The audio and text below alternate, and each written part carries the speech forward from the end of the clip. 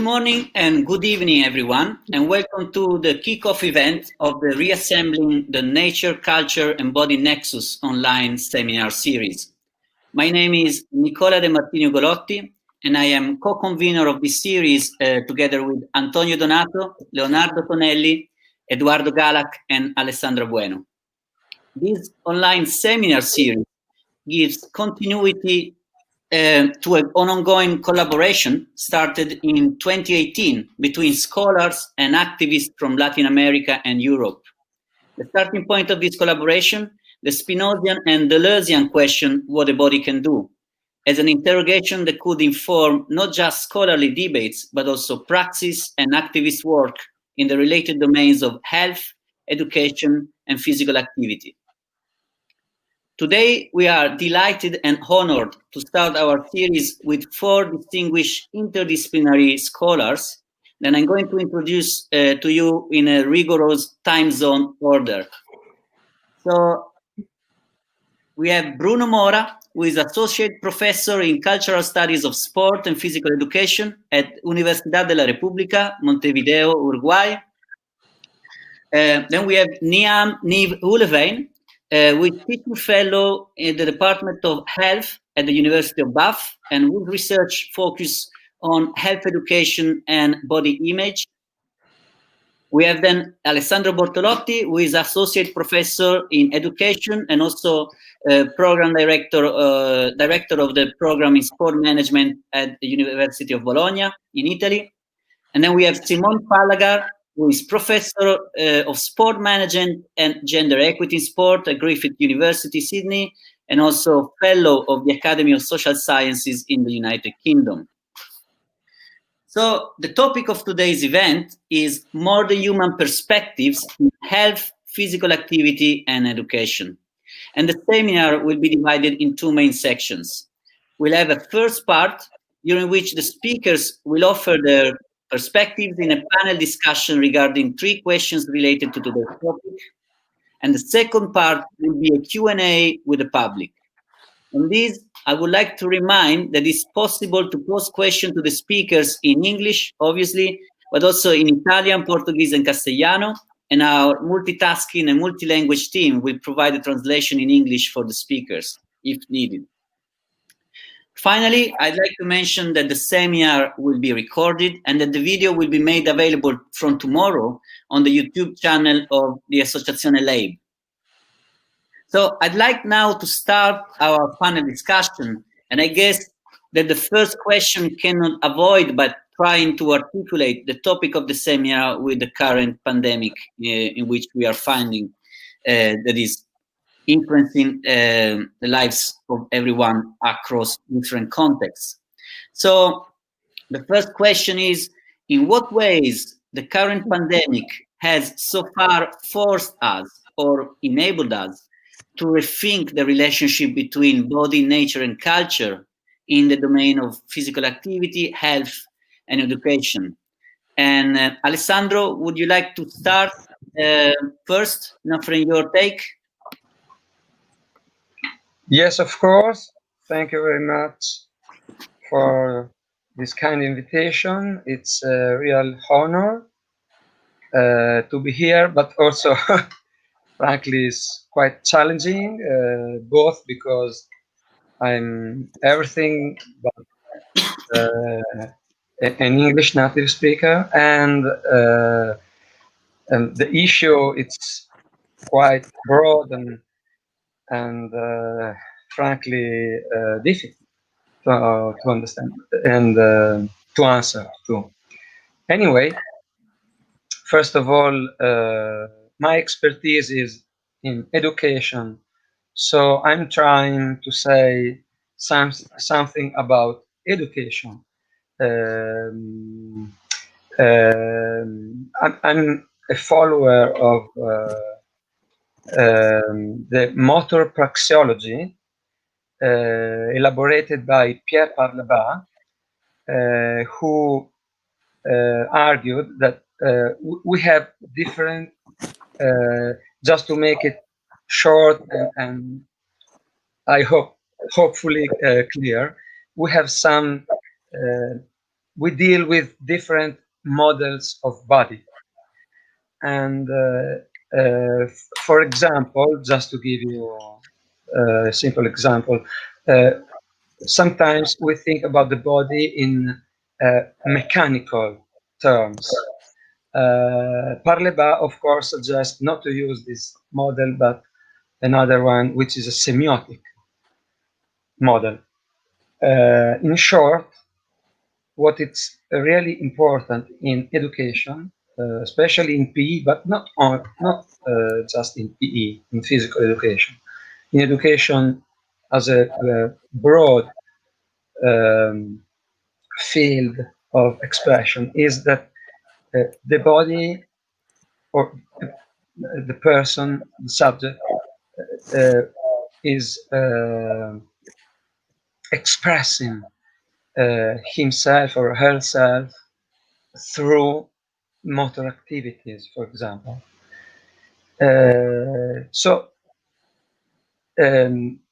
Let me step back to the question. What the pandemic and particularly the lockdown taught us, that as Marshall McLuhan would say, the medium is the message. Using this medium, using the online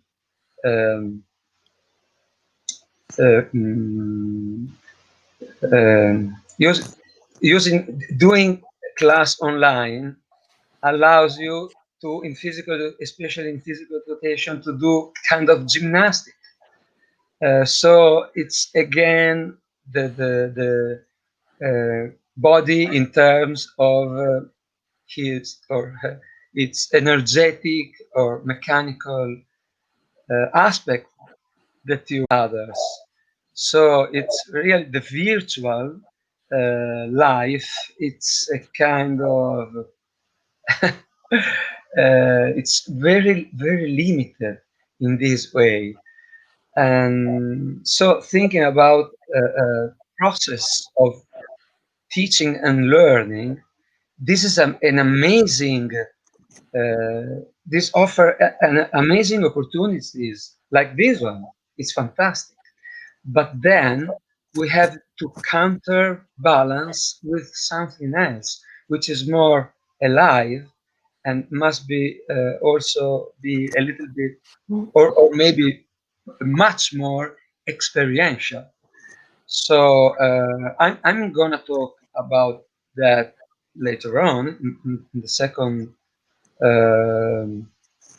issues, about the second issues. But in some way, the learning teaching activities in the online, from a semiotic perspective, is what, at least in Italy, is called, I'm sorry to say, the worst of the world. It's worse than worst. I mean, it's very limited. So, Alessandro, I think it's all by now. That's great, Alessandro. Many thanks for starting this panel discussion with your perspective on education and from the Italian context. Bruno, would you like to give us your perspective? Hi, good morning.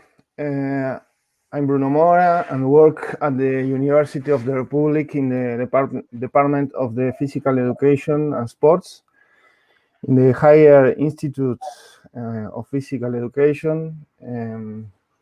I work with a sports study group that focus in the power relationships, particularly gender and social class. As an exercise, we compare the public policies and what happens in the neighborhoods. We base ourselves theoretically and methodologically in Latin American physical education studies and Latin American social and cultural studies and classical European, some classical European authors. To answer the first question of the pandemic situation, I will talk about of an assembly, the body, sport, and nature, and focusly in the reduction of the sport to exercise. That I think that is the reduction of the body to the organisms. And this reduction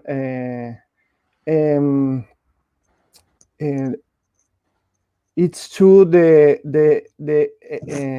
teaching affect the teaching sports and the promotion, the discourse of value promotions.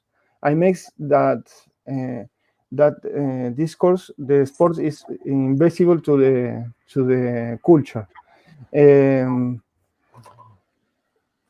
Foucault says to see the perfect disciplines work, the ralliers dreamed of the plague state in 1975. I think that use in the pandemic times, the technology seems invasive until it stopped being so.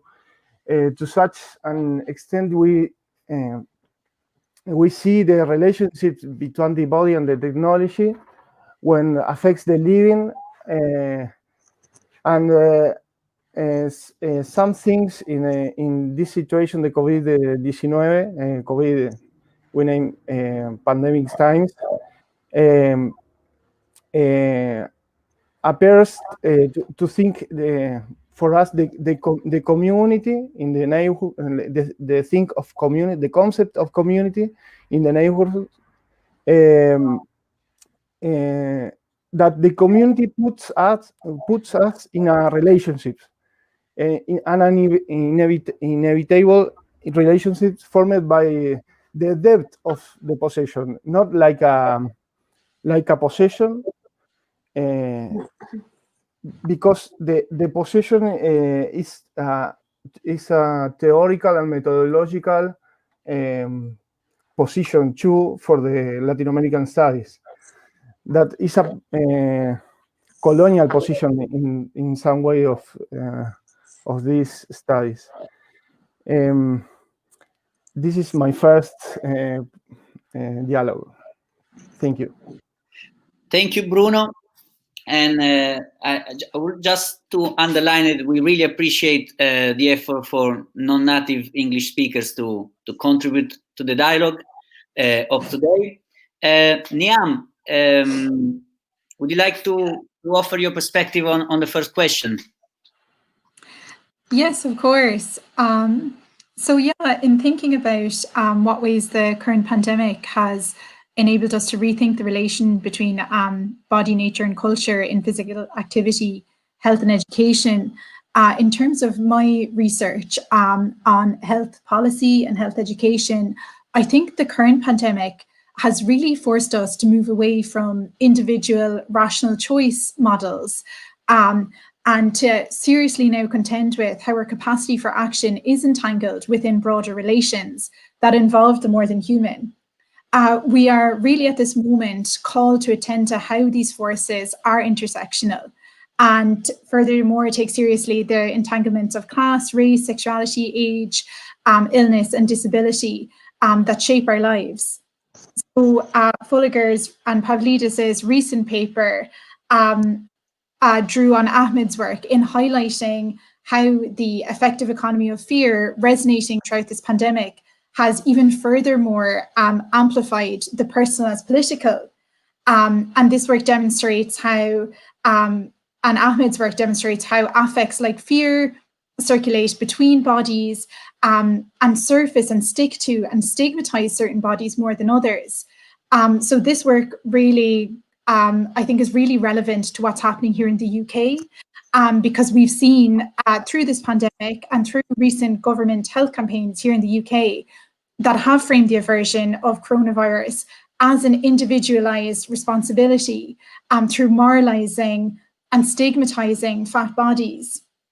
So this kind of moment within health policy and in the pandemic has really highlighted more than ever, I think, these problematics inherent within these individual responsibility approaches, especially when they frame, really complex health issues as the responsibility of the individual. This has become more clear as a problematic than ever. And it really has forced us to rethink how we come to understand the body and how the body is entangled with effective, material, discursive, human and non-human relations. So yeah, in conclusion, I think the pandemic has shown us that we must rethink the relationship between bodies, nature and culture when developing body pedagogies around health and physical activity in particular, because when we fail to do so, our pedagogies totally elide the complexity of lived lives and really risk further marginalizing those who are already most vulnerable to the forces that shape our health outcomes. Thank you, Niamh. That was great, and a lot of food for thought that we can kind of elaborate also after across the panel and in the following questions. Simone, to conclude the first round of discussion of entry points to the topic of today, would you like to offer your perspective on the first issue? Sure, thank you, Nicola. It's such a big question that, of course, a very good question, but something I'm still grappling with very much. And I should mention also that Niamh and I have worked on a chapter together around critical obesity perspectives and new materialism, which is informing our discussion today. So thanks for those great comments, Niamh. And I think they connect with what some of the other speakers have said already about how we open up this question about embodiment beyond a kind of visible phenomenological form that we often are encouraged to think through, or a very individualized personal experience. So I'm thinking through some of the challenges around the current epidemic in terms of feminist new materialism. And so immediately there's gendered politics and also intersectional politics as well. That's connected how we think about the ontological and ethical and epistemological assumptions that we make about the world and the knowledge that we produce about it and about problems, and how the framing of problems and solutions does things to particular issues and has effects. So I would refer to the paper we've mentioned that I have written with Adele Pavlidis, looking at the gendered effects of COVID-19 in terms of the ethical issues and the impacts on equity issues. And we're seeing that really highlighted, and that's a really troubling aspect of the pandemic in terms of North-South relations, disparities, the Black Lives Matter movement emerging. We're just seeing so many issues that are being politicized around bodies and health. And educational pedagogy is certainly part of that in terms of thinking about other ways to educate and inform and engage people in the issues. But for me, I come back to questions about thinking through feminist new materialism, about how bodies come to matter and which bodies are thought to matter or not in the current political framings, policy responses. And in Australia, we've seen a lot of policy responses in relation to sport in particular, managing the rollout of sport, being much more fortunate than other countries in terms of the response. But we're also seeing a privileging of white male sport. The NRL, the rugby league, has fought hard to maintain its competition and has a lot of media coverage, whereas we're seeing a lot of community sport and people working in community sport around equity and inclusion and diversity losing jobs, and of course women's competitions being undermined as well. So we're seeing lots of different impacts on physical activity in sport, but also the emergence of digital spaces and digital forms of engagement that have a kind of creative dimension and a way of forming new communities. So many women have been taking up those opportunities at home. But home is a really contested space, with gender-based violence increasing, with homelessness, with all complexities and entanglements of work and home and technology, has meant that the question feminist new materialism asks is, how does home come to matter? What are the kind of materializing of practices in changing our leisure lives, our work lives, and you know, how is this going to shift and change again as the fundamental nature-culture relations here become recognised in terms of the origins of this pandemic, in the way we're exploiting nature, animals, and the way in which we think about viruses as part of our human existence. So the human and non-human existing. Our bodies, 80% of our bodies are made up of other microbes and entities. So how human are we?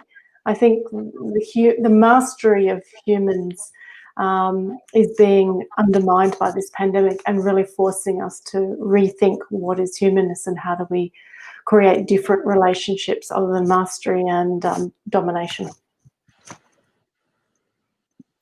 Thanks, thanks, Simone, and again, thanks to all the speakers for this first round of introduction, of warming up to what are definitely very complex topics that we're gonna just start to kind of engage with and scratch and grapple with in the seminar, but hopefully we can offer also some useful insights, productive insights from different also geographical perspective and socio-political context. In order to elaborate a little bit more some of the thoughts that you have each offered us in the first round of discussion, the second question is related to exploring what tools for praxis can modern human perspectives provide in the domain of physical activity, health, and education. And we all know that we can speak about these as interrelated domains, but you can focus on a specific element based on your research. And I think it was very interesting, Niamh's take on, complicating the behavioral change perspective that kind of dominates a lot of policy in relation to health, but also physical activity. I'm thinking about, the obesity policies, but also This Girl Can as one of, a very famous initiative that aimed to increase participation in sport for women, that is in the UK. So I guess each one of the speakers can kind of elaborate their first perspective on the topic. So I will repeat the question. What tools for praxis can more than human perspectives provide in the domain of physical activity, health, and education?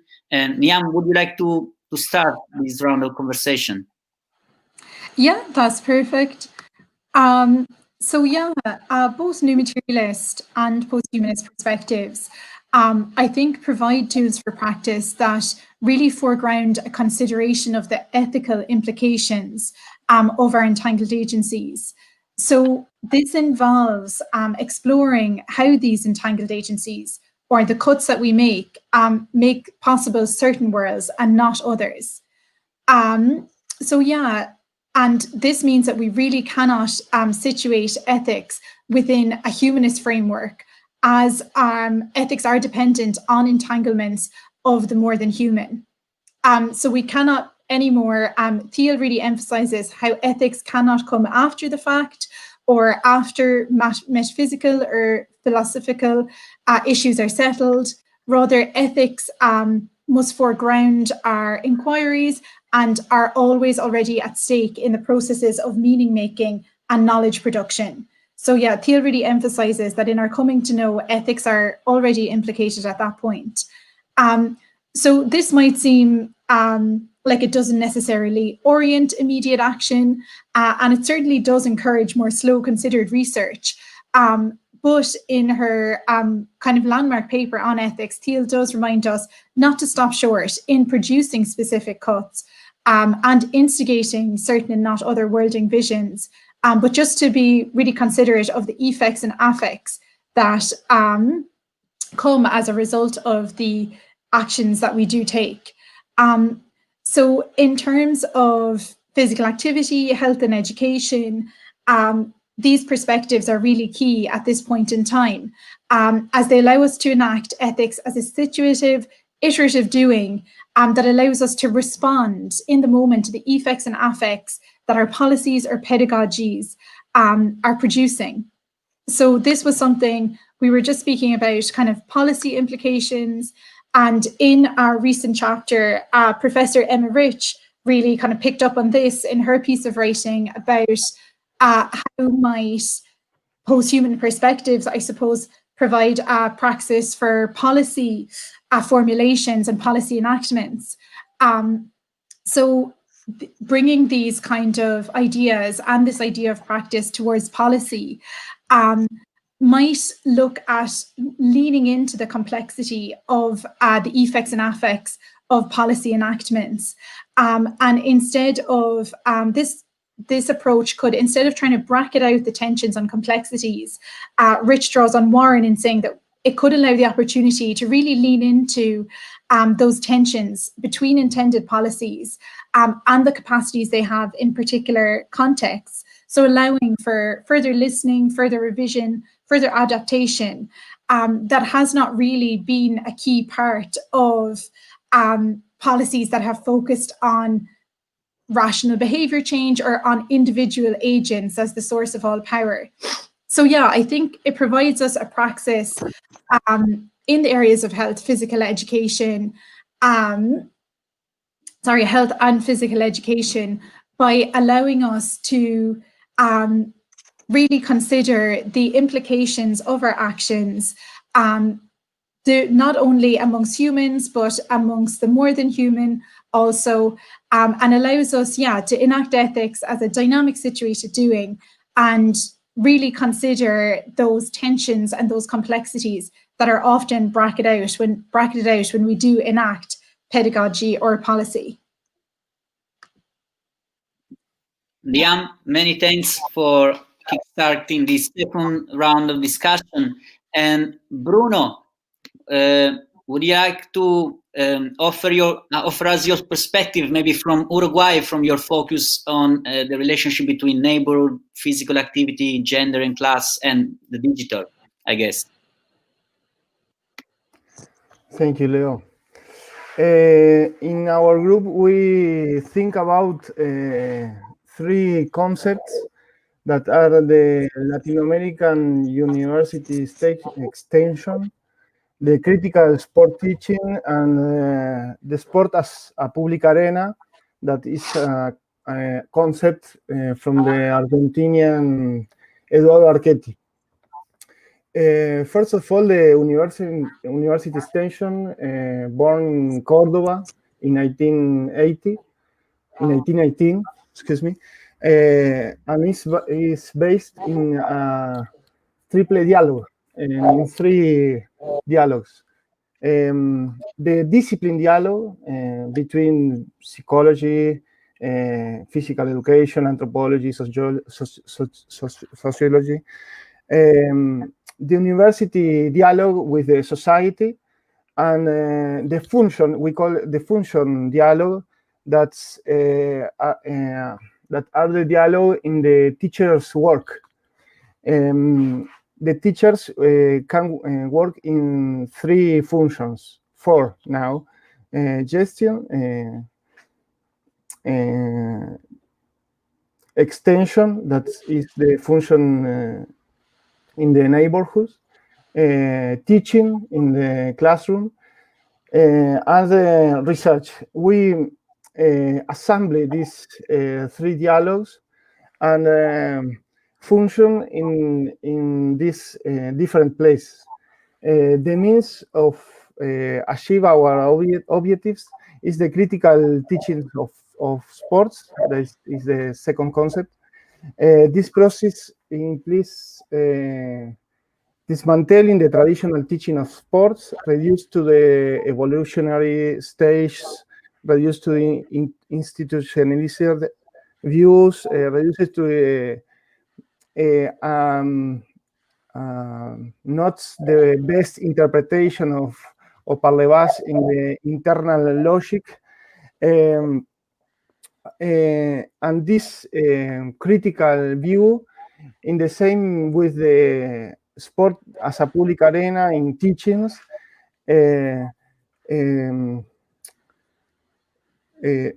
will talk with us that the borders in the sports are diluted, and sports comes to be analyzed as a social fact. No longer with the technical, biologist, evolutionist obturations, but all is interpreted with the critical perspective of the society and the body. Therefore, this is a new agenda for the teaching sports is built from the conjunction of as a social, we call social program, with meets we meet the media, the mass media, and the social redes. We call it social redes, political, public, and cultural things, and the traditional disciplinary program, of sports. Technical, tactical, and regulation are discussed too as power relationships. One thing more. In these relationships, we work with social organizations in the neighborhood and compare these public policies. Who wants the public policies in the neighborhoods, and we see the different tensions in these relationships. One tension is that the social political public in Uruguay are advanced in gender things and in drag things, but the sport public no. The sport public are archaic.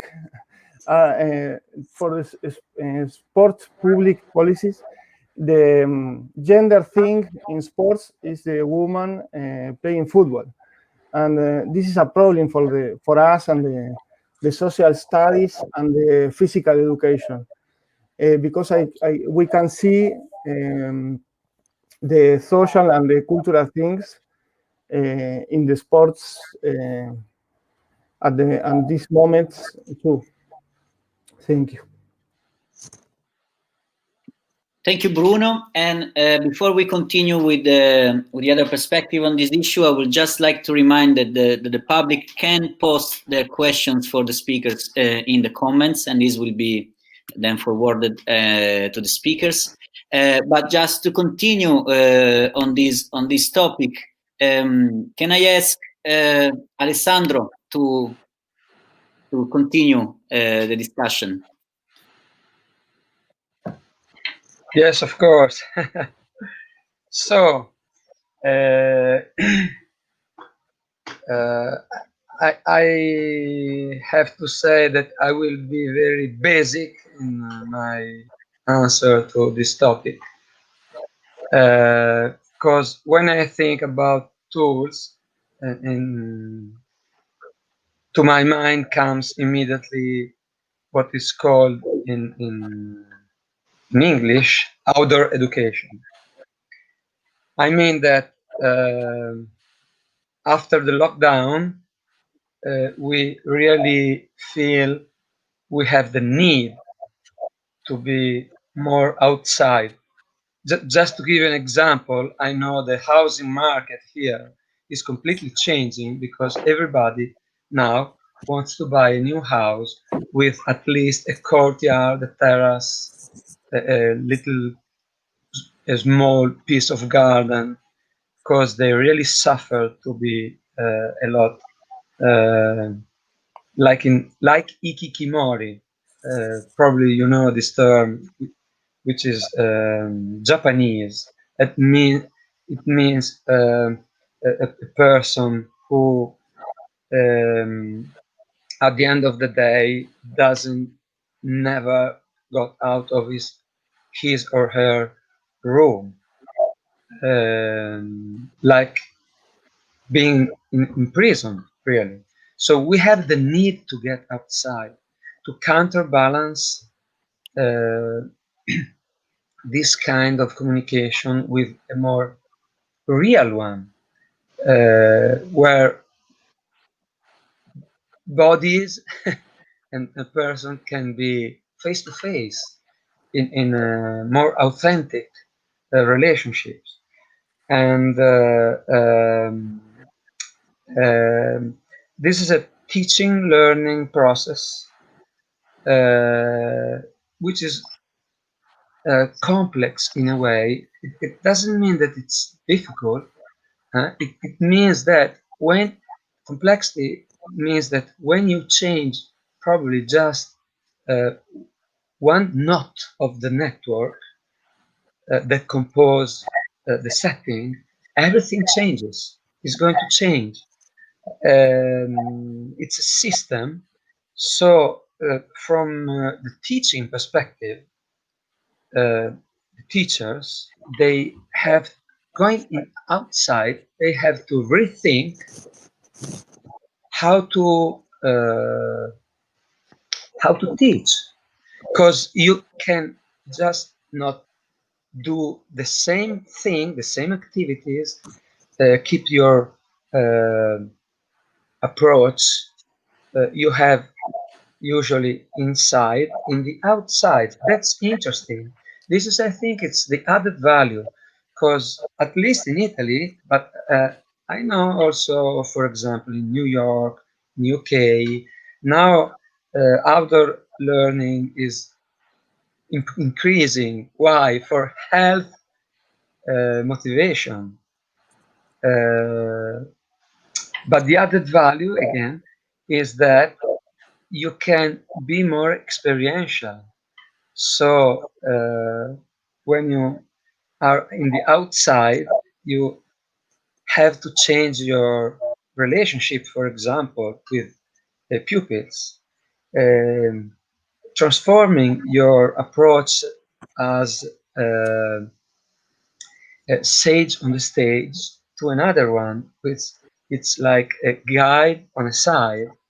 And so it's not you, the teacher, who has the control of everything, but you have to change relationships. And from learning side, everything changed because it started to be experiential. Children can be more active, can be exploring the landscape, and so I think the pandemic could push us in some way to change the approach, at least at school, which is not bad. On the long term can be, I think, interesting, and we can maybe have some changing, which is not bad. And of course, to change the approach and the relationship with others and landscape, change everything. And we will talk about that next the next issue. Thank you. Okay, many thanks, Alessandro. And yes, I have the feeling that we will discuss, you will unpack this a little bit more in the next round of discussion. And Simone, again, to conclude this second round of discussion, would you like to offer us your take on this second question? Yes, just thinking along some similar lines to Alessandro, in terms of a parallel to experiential education in the outdoors is I'm thinking about creativity and creative knowledge practices being really important. As we want to be thinking about praxis and change in terms of how we mobilize different knowledges and ways of knowing the world, ways of knowing through the body, ways of understanding and knowing difference.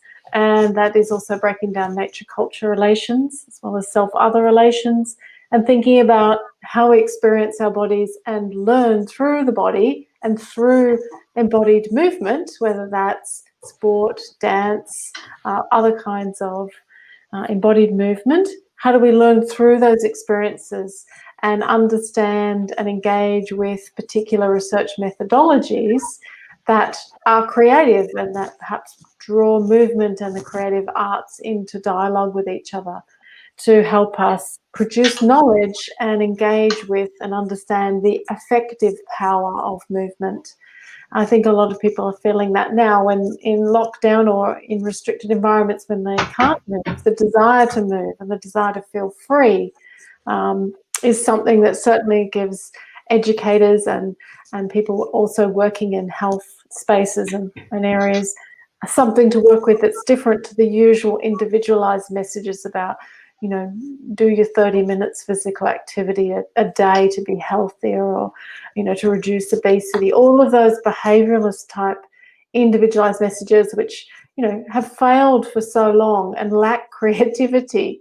I think we're at a moment where we need to have more affirming, vital types of approaches and pedagogic understandings of relations to really help people experience a greater sense of being alive.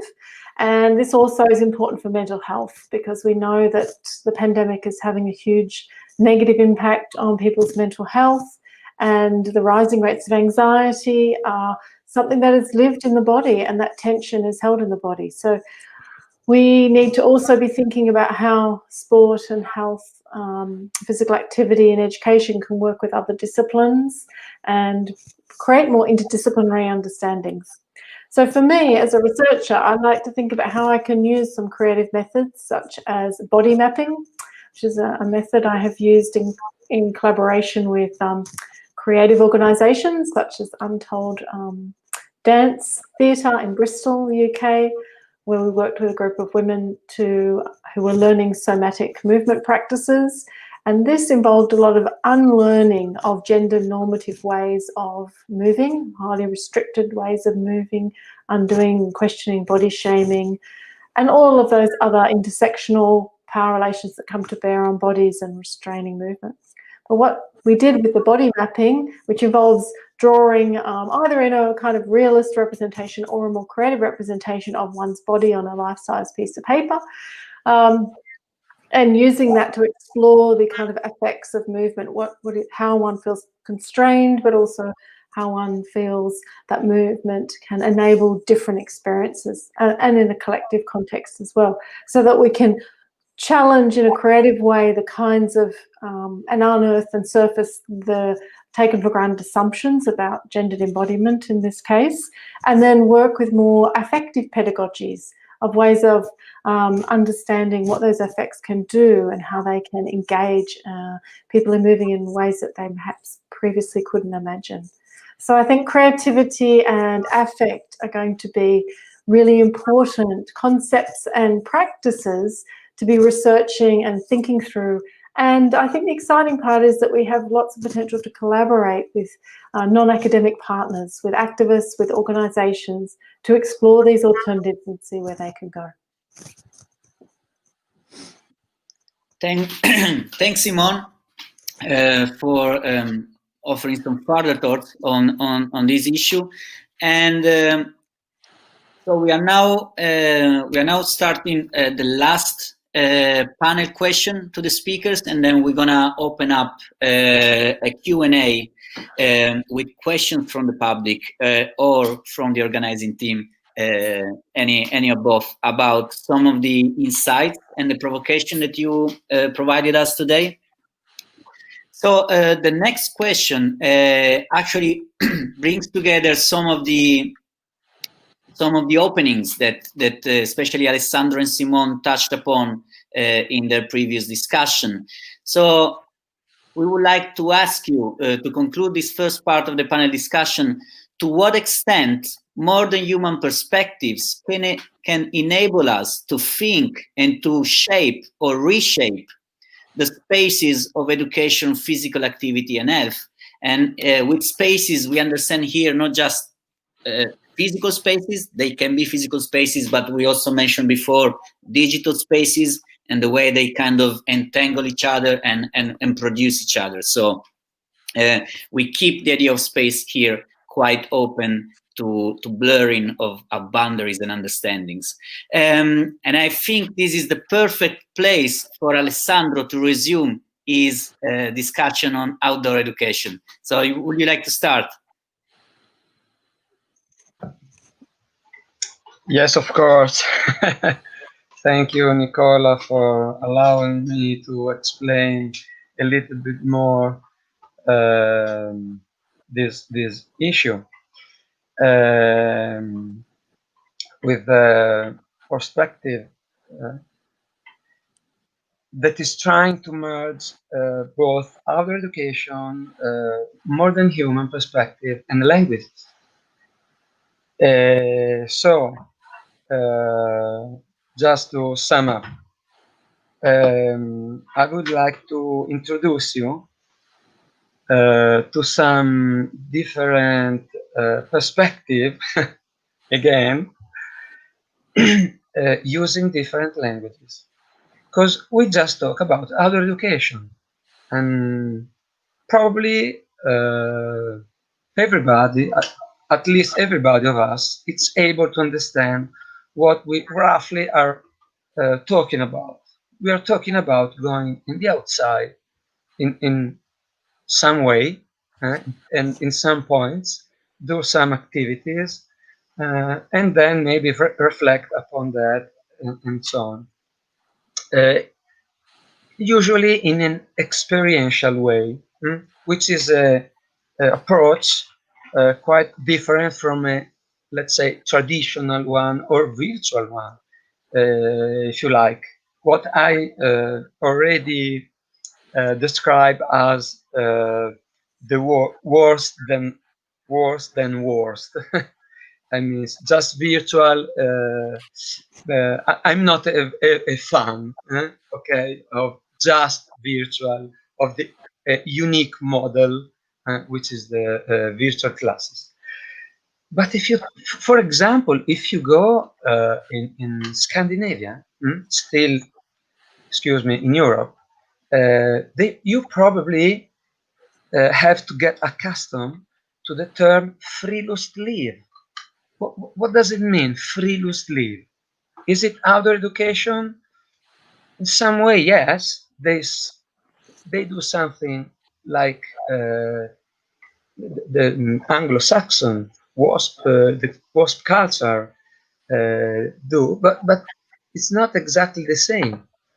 Friluftsliv means literally to live in free air. It means that in their culture, to be free, it's so important. So everybody of us can think, oh, it's just live in the landscape or live in nature. But in Scandinavian culture and around Scandinavian schools, for example, there are no fences. If you like, a pupil can escape, no problem, because it's free. It's not the case in the United Kingdom, not at all. There are fences that children are not free or allowed to move much more outside. I mean, no. So it's for in outdoor education perspective. Usually, if it's in a public school, if it's in a forest school, it's maybe different. But generally speaking, in public school, outdoor education means, or outdoor learning means that there's much more control than in Scandinavia. In Italy, again, it's different. It's like more or less Scandinavia, but less free. Absolutely. Again, for example, in Czech Republic, it's called turistica. Why it's turistica interesting?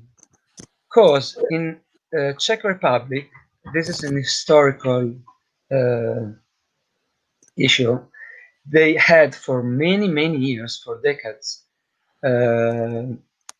occupation by Nazis first and Russian then. So how they could keep and survive their traditional culture? Doing turistica, because going up on the hills, nobody could observe what they're doing, because it was forbidden.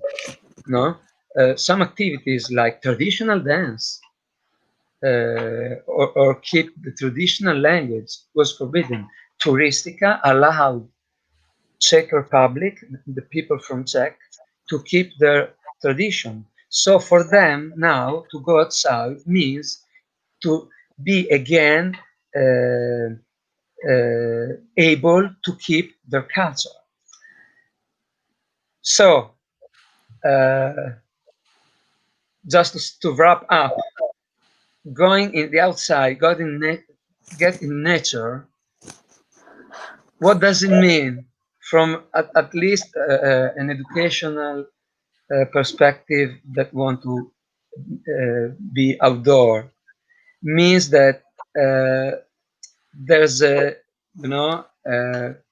cultural way to live your landscape, and you get it immediately. Because also, at least in Italy, there are many differences, for example, between a city or another, and so on.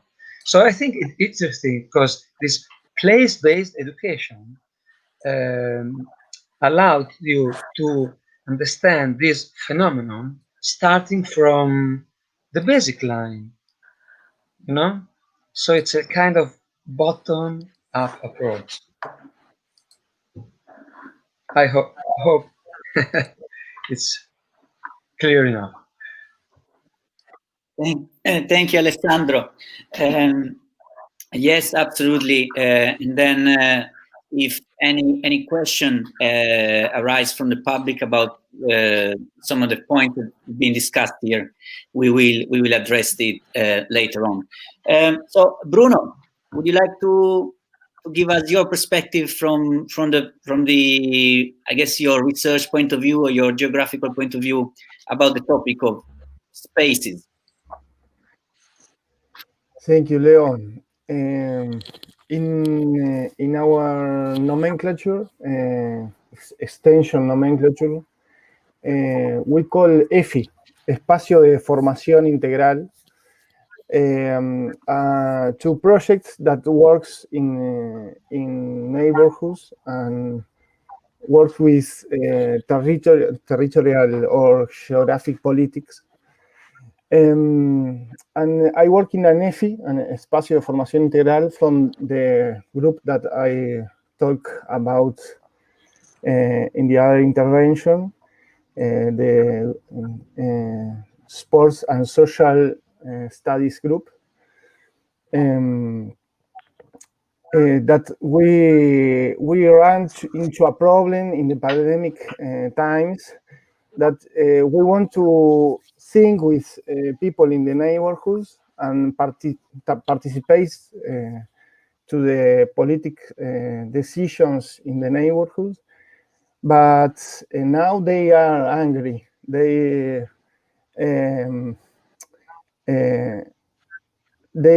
have a lot of problems that difficult the work in these neighborhoods. And we work with popular pots, ollas populares, called in Spanish, and other organizations that are working in these difficult situations in America Latina. in Latin America. In this particular territories that this EFIS, Espacios de Formación Integral, intervenes, we find different levels or different violence levels that have been particularly accentuated by the national and regional political health emergency situation. Daily consumption of technology and particularly consumption of technologies and forms to see the body. And I want to talk about two projects. Tatami projects, where the main non-university actors in this project are girls and boys who practice judo in a weekly space in the university. And this is a space for the undergraduate training from education física, physical education, formation, and psychology. The girls and boys in this space make decisions about the proposal together with university students and teachers. But they also share every day, experiencing rounds of conversation and creating games. And is coordinated with an international project we call with Universidad Federal Fluminense and some researchers from Universidad Nacional de La Plata and International Federation of Judo Federation. And the other project we call Picaditos Etnográficos, in English, ethnographic matches. These projects propose the construction of narratives about soccer in Uruguay, and in particular, first-person narratives are the players who make research of Shuilleabhain, girls footballers. I talk about girl footballers that can be thought from the critic modern sports and reinforcing patriarchally and heteronormative and binary system. With the advance of the feminist political and theoretical movements, it is possible today to think that the new football is possible in America Latina, more inclusive, diverse, and think about the professional clubs are changing his politics. The constant link with the feminist theories in sports and the political agenda of soccer in Uruguay is a constitutive part of these Picaditos Etnográficos that have different researches in the same matches. Some researchers that are playing football, some researchers that are outside from the match. And after all this match, we talk about that what kind of things are happening in the match and in the football in Uruguay with the organization that we think this match. It's not only a research moment, it's a education moment too. And I think that this project are very important for the education, educación física, the formation of the graduates in educación física, and it's different proposals than the others that thinks the university formation in the classic way, in the classics way. Thank you. Thank you, Bruno. Thank you. Niamh, would you like to pick up on the question? Yes, yeah, definitely. So in thinking about, in relation to my research, how more than human perspectives enable us to reshape spaces of education, physical activity and health, I think they really enable this by shifting our focus away from individual actions towards those relations from which phenomena emerge. So these spaces of educational, physical activity and health are configured by effective, material discursive, human and non-human relations. So therefore, by applying approaches that engage these multiple phenomena, we may begin to reconfigure these spaces. So scholars like Emma Reynolds, Jessica Ringrose and Anya Hickey-Moody have really well demonstrated how creative approaches that engage these phenomena can be employed in the context of schools with really great effects. So my PhD research explored more specifically how these approaches may be deployed within schools' health education spaces, so that these spaces might become more sensitive to body dissatisfaction and concerns surrounding eating disorders. So at the start of my project, when trying to develop pedagogies to transform these spaces, I was often focusing more on the discursive and on human agencies within the classroom. And unfortunately, some of those pedagogies I developed with that focus were rather limited in challenging those relations through which conditions like body disaffection emerge. This was in part because these relations are co-constituted by interactions of that involve the material and more than human phenomena. So these using post-human perspectives in these spaces enabled me to move towards challenging how those broader classroom relations were configured. So I suppose moving past a focus on what a person might have said or done wrong towards thinking about the materializing effects of classed, racialized and gendered power relations within the classroom. So what that made that behavior acceptable or normalized within that space. Relating back to Simone's previous answer as well, my research tried to build on that scholarship that demonstrates how creative methods can serve to mobilize and amplify the way that young people already work within these spaces to engage multiple phenomena like the material classroom to destabilize and reshape spaces of physical education, activity and health. So yeah, more creative pedagogical approaches do provide the opportunity to disrupt some of the normative territorializing affects that are at work within these spaces and that work through material and more than human relations. So what I mean by that is that, yeah, we cannot often just focus on individual imperatives, even if they are more creative, for example, like be more artistic or just introduce dance, or we must also focus on how that space is enabling or orienting certain embodiments, certain ways of coming to know the body, certain ways of knowing the self and feeling about the self.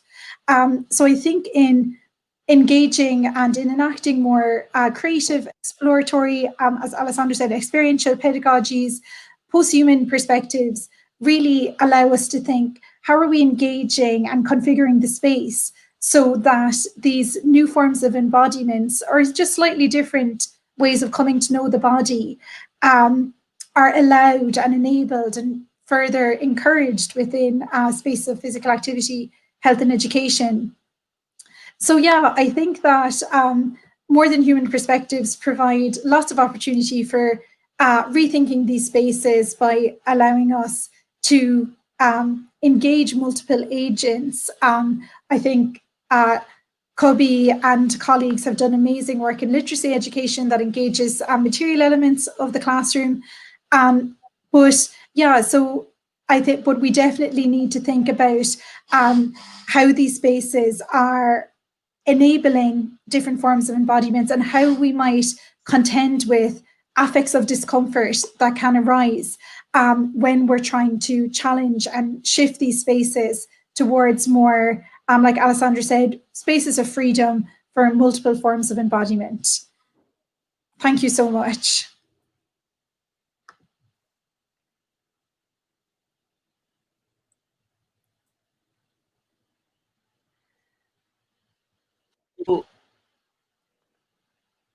I don't know if it was an issue with my connection, I know, but it was overall very clear. Thanks for for your perspective, and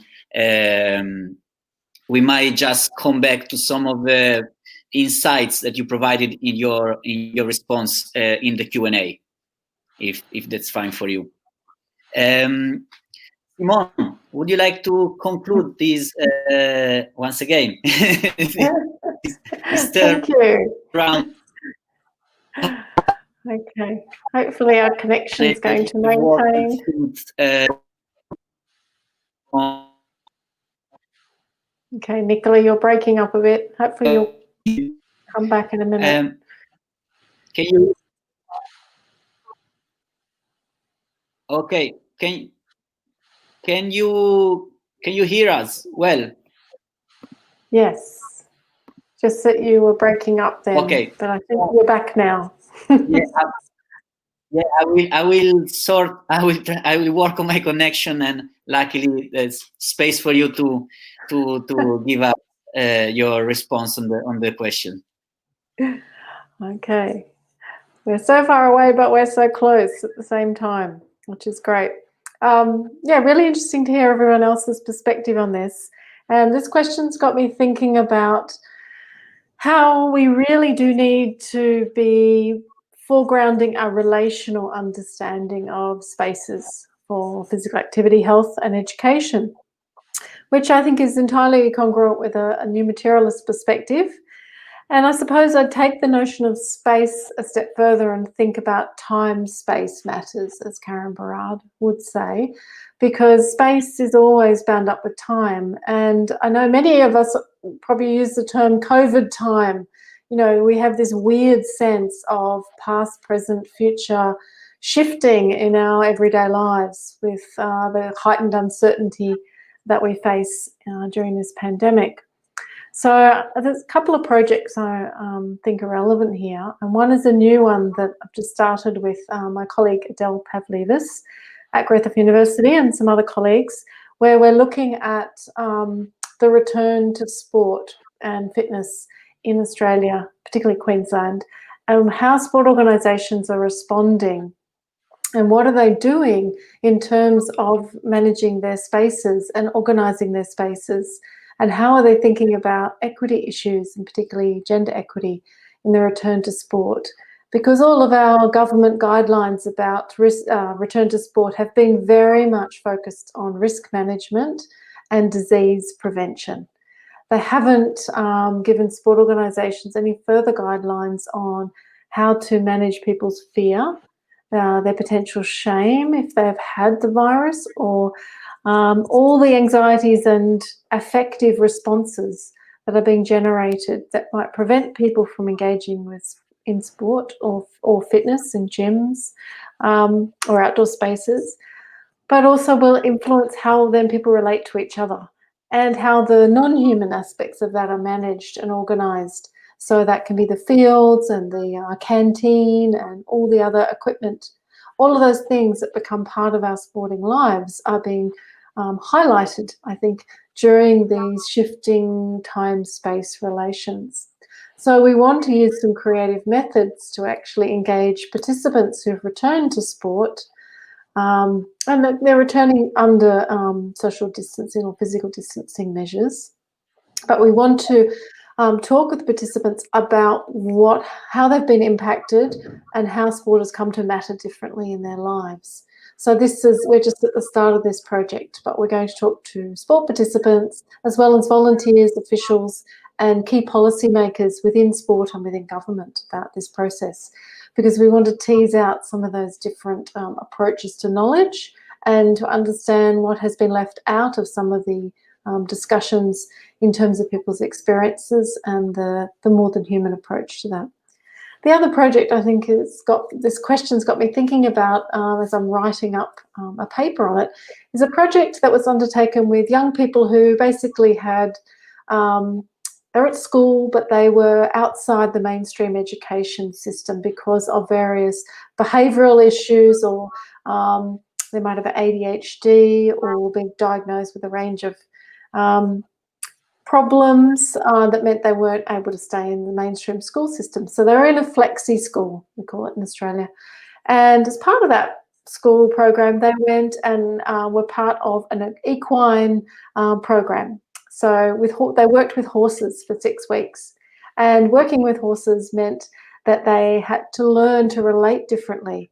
And I've been drawing on my colleague Anna Hickey-Moody's work on effective pedagogies to explore those human-animal relationships and how important they are to open up different modes of learning. And often we have a very human-centric view of learning, that it's the human teacher that instructs the human student. But if we take animal and human relationships into account, we're actually thinking about how the horse plays a role as the pedagogue in this situation, and that children learn in very different sensory and affective modes than they would in a structured classroom. So that is a very different kind of relation they have with the horse as the animal, and a very different space, the assemblage of all the horse stables and the equipment and all of those things. So what we've documented so far in terms of observing those shifts in the children's learning and behaviours and interactions is that concentration has improved, their kind of sense of confidence and ability to interact positively with not only the horse but the volunteers and the instructors and the other children there has really opened up a different way of narrating those children's subjectivities as hopeful learners, with children with potential, rather than children who have problems and have defined by a deficit narrative. So again, I think the human, non-human elements are going to come in more to our conversations about the future provision, because we need to really be thinking about the shifting relationships as they play out, as I think space-time matters. So thank you very much. I look forward to the questions. Thanks again to everyone for your provocation, for your insights. And we have now a number of questions, and I'm not sure we'll be able to satisfy them all in the remaining time that we have available. But we're gonna start. We're gonna kick off with the questions. So we have a question from actually one of the co-conveners, Eduardo Galac, has made quite a comment and a question together, and I will try to summarize it and kind of offer it to you as a kind of further point of discussion. And I guess the main point is possibly to take this question as an opportunity to elaborate on some of the points that each of you made before. And I guess to summarize Eduardo's comment, it seems that the pandemic period has intensified at the same time ongoing existing issues, like, for example, of entrenched racial brutality or entrenched racism, but also gender inequality and gender violence, and also what Simone referred before at the idea of what bodies really matter. If we think about homeless people that are homeless, but also refugees and forced migrants, and the way that they are perceived to be disposable in the public health interventions related to COVID-19. So it seems that this current moment has intensified at the same time existing issues, but also some critical perspectives around the body, around space, that are not new, have been with us from feminist movement about the body is political and the personal is political, to the social and political production of space and the unequal access to space according to different bodies, and also the unequal access to digital spaces. So all these issues that are at the same time and intensified have been already present in our everyday lives, but have been intensified in this pandemic moment. So I guess the question that Eduardo was making is, to what extent how this specific moment is enabling us to really complicate the idea of what is natural, to what extent our body boundaries are natural, to what extent the spaces we live in our everyday lives home spaces, but also outdoor spaces are the natural background of human action, and to what extent digital spaces are becoming more and more part of ourselves. So hopefully that's clear enough for you to pick up on this suggestion and to expand maybe on some of the points you made earlier on. And Alessandro, would you like to start again? Yes, sure.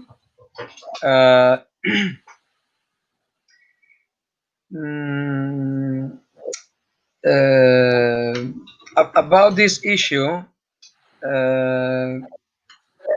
I think that comes very clear to my mind that the pandemic, in some way, I think we need some research on that phenomenon.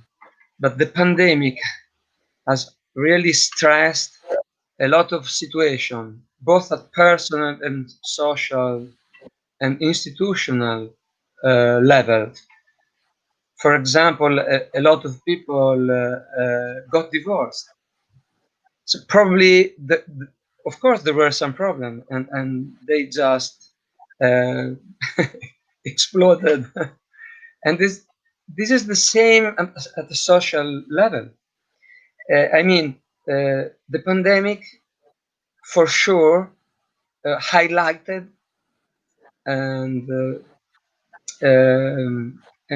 put really more evident, made evident existing problem. So this is the first part. That's sure. I totally agree about that. Of course, then we have to rethink about what? About how society is, generally speaking, not just the national, in international point of view, is able to face challenges like pandemic, but also like a lot of others. So, of course, I don't have an answer. I think it's rather impossible, but as a way in order to cope with this kind of issue, I think we have to start to think at more, I would say, international level. Like we don't have a good enough institution able to think and to do something at a global level. This is just, a thought about that. Thank you, Alessandro. Niamh, would you like to offer your take on this question? Yeah, definitely a big question. But I suppose you're saying the question is in terms of how has this pandemic allowed us to rethink what is natural? I suppose like the natural and the human and stuff is often put in a binary towards the unnatural, the unhuman. And I think this pandemic really has broken down a lot of like binarized thinking, a lot of dichotomies in how we think, in terms of we are thinking of our body in lots of different ways. It's now massively extended and our capacities are extended through technologies that are non-human. Also, as Simone way more brilliantly put about how we are understanding non-human viruses and microorganisms as part of our bodies and as part of our world. So yeah, I think in terms of rethinking the natural, the pandemic has shut down a lot of these binaries, and through surfacing inequalities has kind of disrupted the idea of the ways we live as being some kind of natural order as well. because I suppose through politics and through activisms, we're beginning to be able to imagine alternative ways of being, and kind of shift away from sometimes, I suppose, ideas of the way we live as being some kind of pre-existing order. So yeah, I think these perspectives can really help us because they make sure that we understand, and this is something that's come true throughout the pandemic, that we understand the role that our ideas and knowledges and ways of thinking shape the world, but also that it is, as Karen Rad says, the world is materially discursively co-constructed and co-constituted. And we've seen that as well, that the world is not malleable to our theoretical whim, and that has perhaps never been more evident than with this virus. So I think moving forward, it has demonstrated to us that in making any kind of enactments or moving forward with policy and research, that we must think about the world as a nature culture, and those two as mutually co-constituted and implicated within each other, so that there is no nature and there is no culture separate, that these things are co-constituted, and there is no one without the other.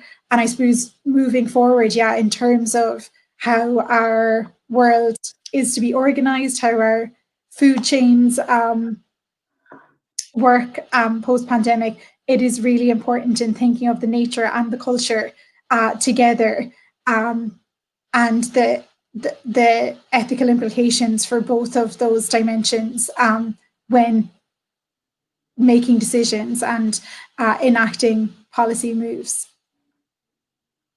Thank you, Niamh. It's great. And Bruno, would you like to react to this question? Well, I have a little answer for the great question, and leaves me thinking. I think that nothing in the culture is changed, except for the intensification of the inequality. Because the international organizations in America Latina intensify their policies of inequality, and neoliberal states apply them to perfection. That's why it's natural for the working class to support the popular pots and not the states, not the state or not the public politics. Thank you, Bruno. And last but not least, Simone. Okay, this is an interesting question. I'm thinking about it in a couple of different ways. One, in terms of the economies of visibility and invisibility, so modes of knowing through vision. The virus is invisible, and that is a challenge for our visually oriented culture. You know, what we know and is what we see, what we know and we trust. So I think the tension we're seeing around the rise of individual rights of people to protest against lockdown and disregard the rights of others to be safe from the virus is a very interesting and divisive set of politics playing out. So I think there are a lot of challenges that are being intensified around inequality that relate to shifting regimes of visibility. And the digital space, of course, is very much driving that. We could talk about all the algorithms and the inequities that drive algorithms and the neoliberal era and corporate greed and all of that goes with it. There's definitely the infrastructure or material context that we're talking about. But I'm quite interested in how those dynamics play out in different ways. So, you know, with Black Lives Matters, we're seeing a greater visibility of Black athletes and allies speaking out, using sport, for example, as a vehicle to speak out about their issues and have that media coverage as well as social media coverage that they maybe wouldn't have received in the past. So I think there are spaces of visibility opening up.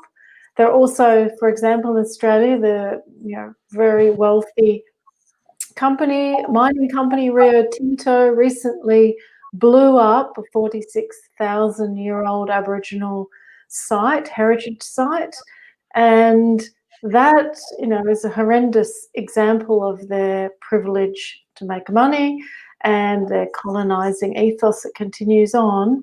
But what has happened is that has become visible in a way that perhaps it wasn't in the past, because of the shifting dynamics around Black Lives Matters and the heightened intensity around these issues. So, that 3 of the key board members, CEO and 2 other staff members lost their jobs over this because of the shareholder revolt. So I'm interested in the kind of dynamics around the natural, the human, the non-human, and also the economic, because they are so intertwined. And so I think we're seeing different politics of visibility emerging, as well as all the news from Donald Trump and, the fake news claims that he keeps kind of circulating.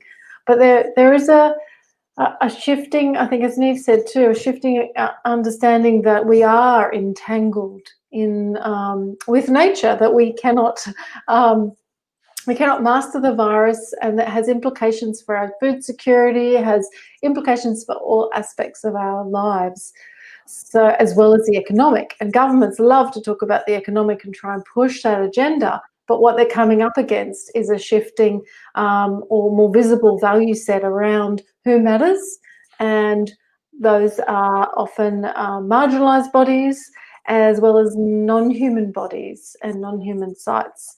So those conversations, I think, are opening up in a way they haven't previously, and that is promising as well as horrifying, because we're seeing a lot more of what's going on in terms of destruction and abuse and violence and harm. Thank you, Simone. It was really, really insightful, especially your opening up on the politics of invisibility, and also on the mesmerizing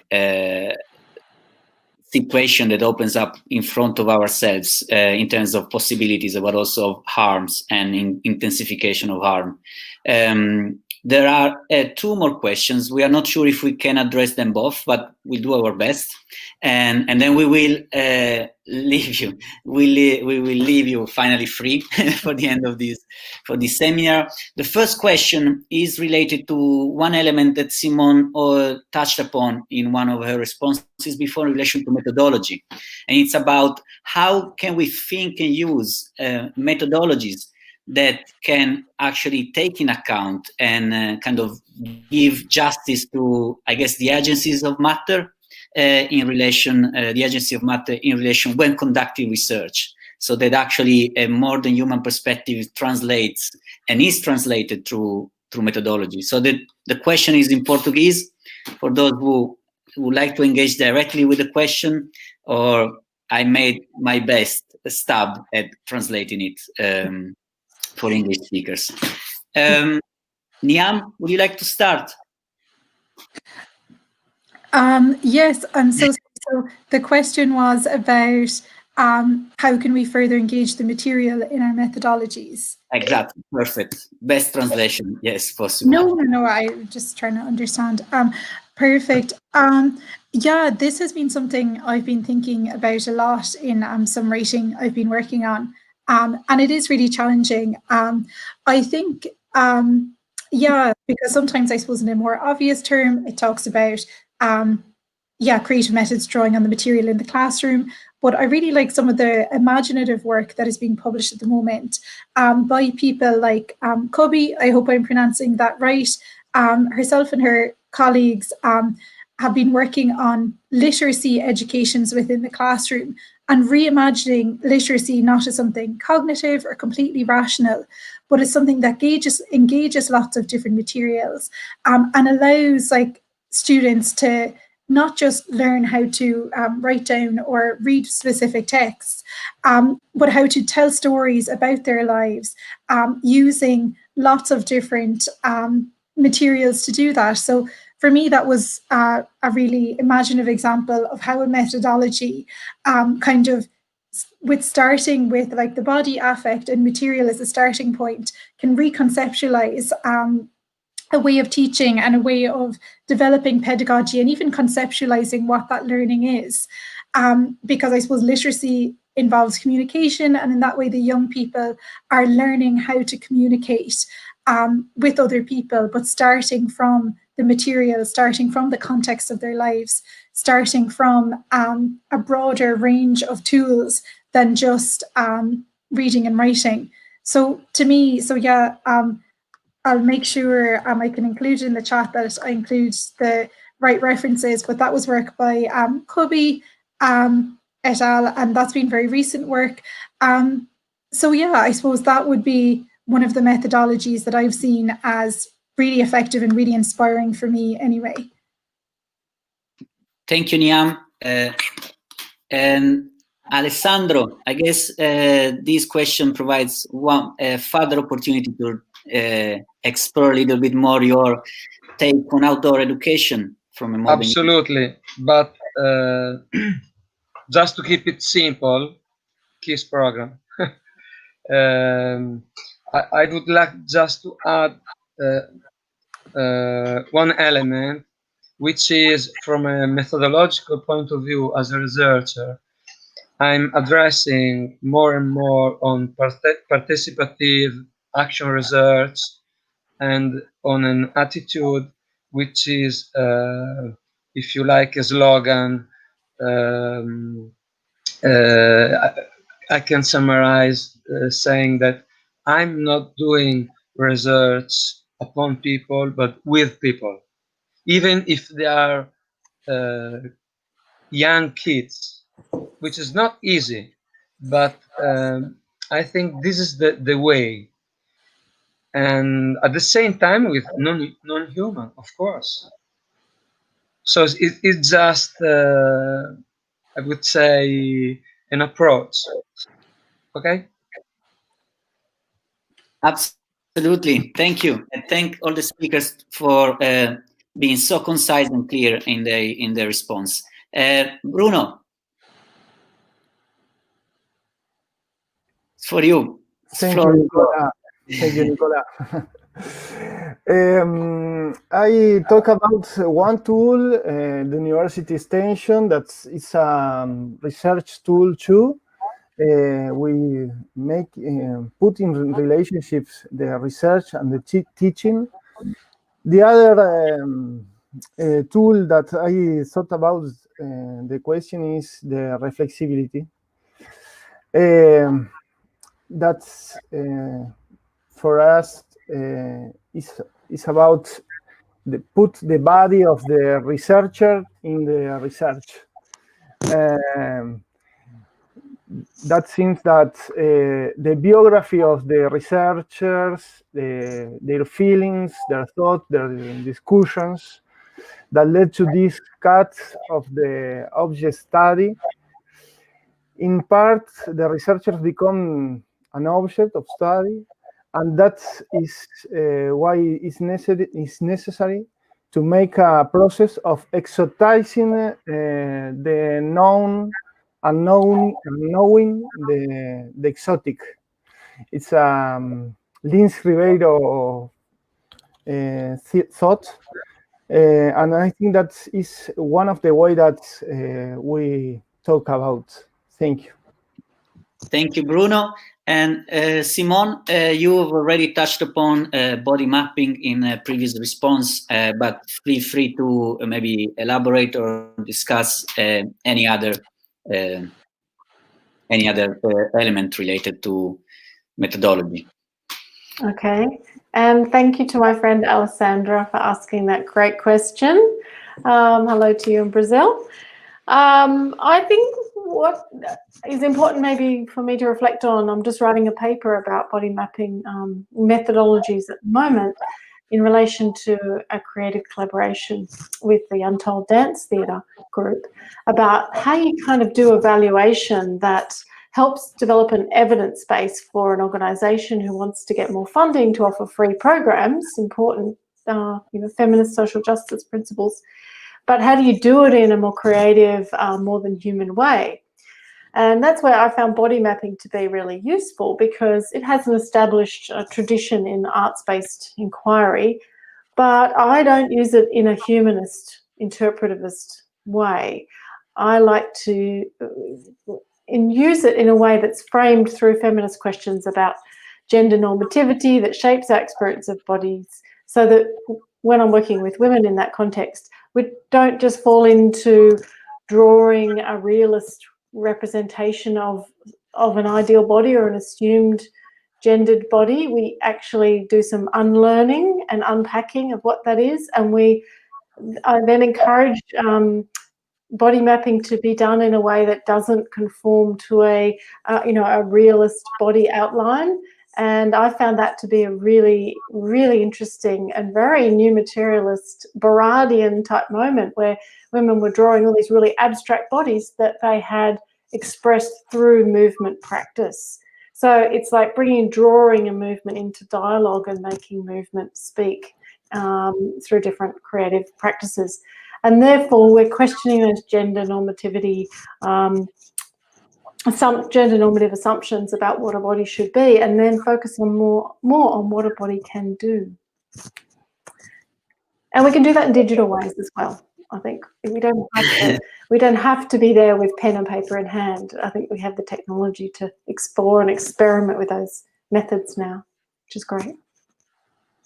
Yeah, absolutely, and thanks again for expanding on this. Once again, I'm aware of time and I'm aware of the exhaustion that also digital spaces can create. But if you are still up for it, we have a very last question. You can really react in a telegraphic way or in any way you feel to respond to it. And I think it's a nice way to wrap up the discussion of today's seminar. It's a question from the public that asks, I will summarize. We have discussed this moment, this pandemic moment, as opening spaces of creativity and unimagined connection, for example, to digital spaces, but also as a moment that kind of intensified experiences of illness, trauma related to the experience of lockdown, but also to the public responses to lockdown, to the policies that responded to lockdown. So how can we kind of keep together these two very different perspectives on the moment and in the way that we learn about the body in different ways? I guess we can start from Bruno.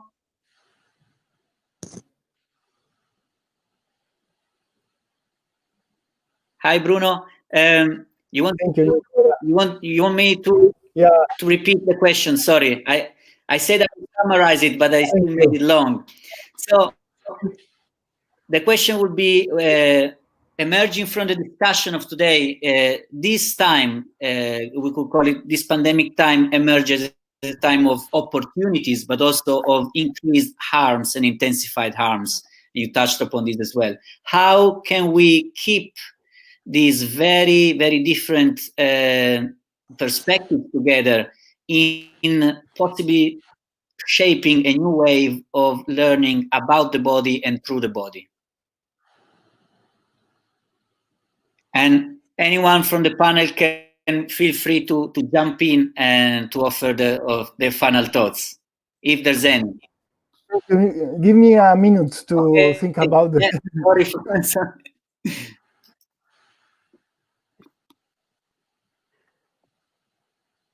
I'm happy to jump in rather than go last on this one.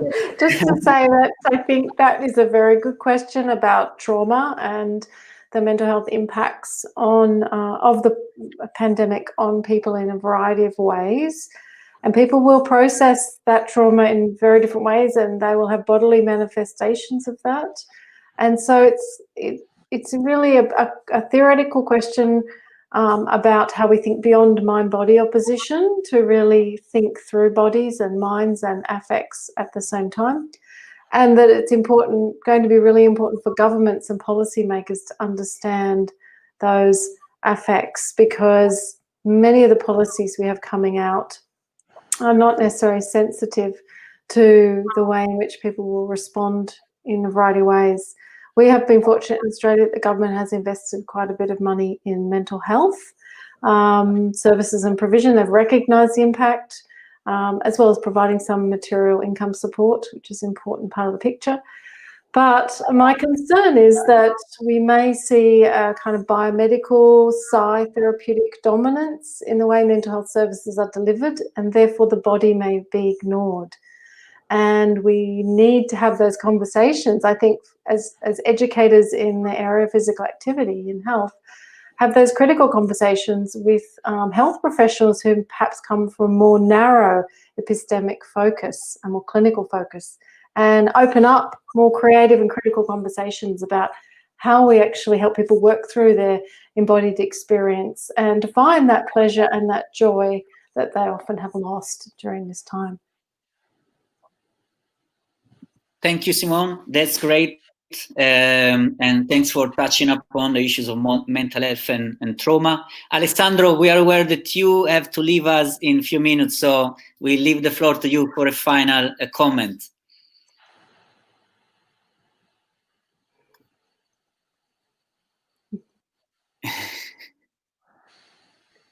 The beauty of life.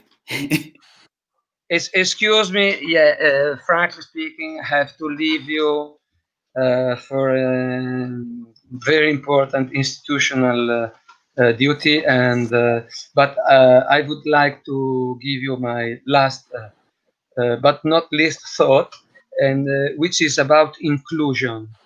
I worked for several years before getting to the university as a supporter teacher for students with disabilities.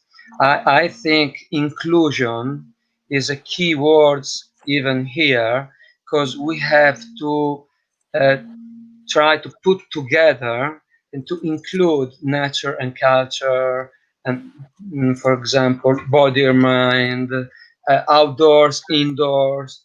So again, this is a approach which is important, because it's not going one against the other that we could find a real solution. We have to accept, to listen to the others. We have to work in a way that try to balance different. We don't have to condemn, for example, the online lesson, of course. It doesn't make sense, we are using it. But at the same way, we have to counterbalance with something else, and so on. So thank you very much for inviting me. Sorry, I have to be a little bit rude, but I really have to leave you. Ciao, ciao. Alessandro, thanks for joining us today, and no problem at all. Niamh, would you like to offer your response to this final question? Yeah, a really important question that I've been thinking about a lot myself, and I think Simone and Alessandro have covered really important aspects. I suppose when I hear this question, I think about it definitely in terms of students in schools, and also I'm teaching myself this coming year, that a lot of students, when they maybe after the summer returning to learning, there seems to be quite of an emphasis on, keeping the provision of in schools. There's an emphasis on catching up on what may have been lost, and across educational settings there's a real focus on making sure that educational provision is kept the same, which is very important, that people still are receiving the same level of pedagogy. But yeah, I think it's really important that we do recognize in our teaching the things that students have been through and the different situations that they're in right now, and realizing that that kind of like learning won't happen unless we provide space for that learning towards course outcomes or towards curriculum outcomes in school won't happen unless we can provide space for some acknowledgement or exploration of what students are going through as well, or may have just gone through recently. It is a really different question how to deal with this embodied subjectivity, and perhaps made even more difficult online because there is less chances to engage with students in a more embodied way now. But yeah, I think an important part of contending with these embodied subjectivities would be leaving some space and recognizing that these are not normal times for students and for learning. And it is only maybe perhaps through recognizing that and trying to explore that with students and listen to them that they then might feel in more of a space where they can enjoy their learning a bit more, or at least feel a little bit more understood in their learning environments. Many thanks, Niamh, for your response. And Bruno, apologies for putting you on the stop earlier on. We have a quick response to react to this question. Okay, thank you, Nicola. As I said earlier, the culture did not change. We have to get back to working in and with the community that Alessandro says. The research question could be how to change the power relations. This is a question that Stuart Hall already asked himself. Our response, very uncreative indeed, is the university's tension. And I think that it's not very fast answer to this question now for me. Thank you. Thank you, Bruno. Thank you. I guess we are all grappling with very complex issues, so we really appreciate that although nobody has any specific answer, we are thinking and working together through these issues. And I will take this opportunity to thank you all the speakers for joining us today, to thank Bruno for joining us from very early morning in Montevideo, and Simone for joining us from late evening in Brisbane, and Niamh as well for joining to a slightly more decent connection time for the seminar. But equally, thanks to all of you for engaging in this conversation and providing us from some very, very important insights and provocation on the topic. As a final point, I will just remind our next seminar appointment online next Monday, the 21st of September at 10 a.m. The time zone of Brasilia, Buenos Aires and Montevideo, at 3 p.m. in Rome, and 2 p.m. in London and Lisbon. The title of the seminar is Cartographies of the Body in Pandemic Times. And again, we are looking forward to engaging in a conversation with both the speakers, invited speakers, and the public on this topic. But for now, once again, thanks Simone, thanks Niamh, thanks Bruno, and thanks Alessandro. And yeah, I will definitely second Alessandro's comment to finish. That's the perfect way to finish. We can add more names to the list. And thank you, Nicola, for organizing it. Well done. Thank you so much. Thanks, guys, and thanks to all the... Thank you, Nicola. I say you, Leo, first. And thanks to all the team organizing this. See you soon, and thanks again. Cheers. Bye. Thank you. See you.